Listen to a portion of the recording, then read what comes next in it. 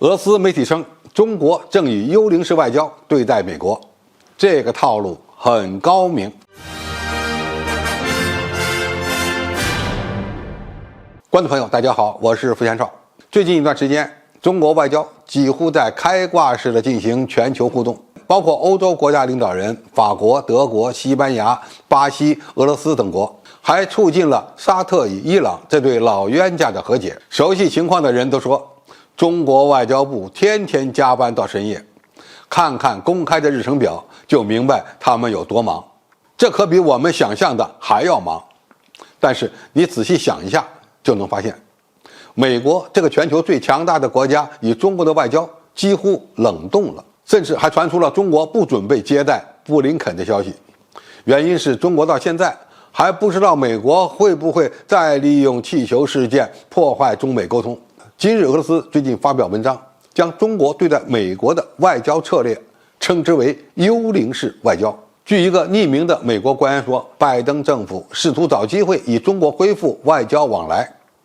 而中方却没有回应，并多次拒绝会谈。因此，上述这个名词是美国人给起的。现在的问题是，中国为何要对美国实施幽灵式外交呢？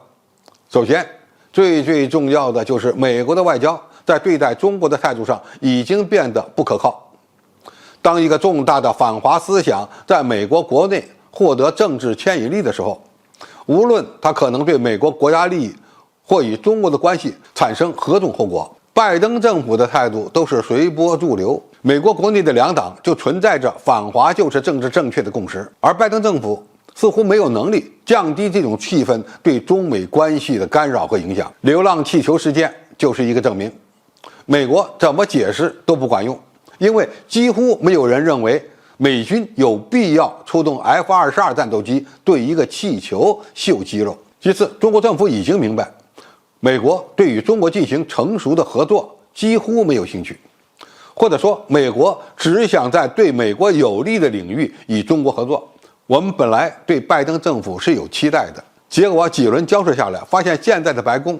嘴炮打得不错，但是比特朗普还蛮横，对改善中美关系几乎没有诚意。最后，美国不断地对中国捅刀子，让原本脆弱的关系雪上加霜。美国官员与中国进行交往时，他们不但表现出居高临下的姿态，而且白宫往往会在会议之前或之后宣布新的制裁，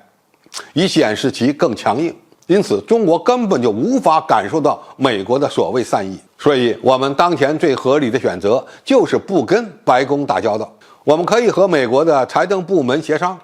但是会尽量避免以美军和美国国务卿的互动。道理很简单，两个国家要想建立战略互信，需要起码的平等对话，每方都是可靠的。现在的问题是，中国对美国实施幽灵式外交会带来什么样的后果呢？首先，美国在很多对自己有利的议题上与中国的合作会泡汤，因为这个世界上原本就没有这种好事儿。第二，美军与解放军的交流中断，美国的军机军舰在中国周边的活动就会变得越来越危险。第三，中国将独立推动国际合作，美国会发现在很多国际事务上他们已经被孤立了。比如中国推动中东和平，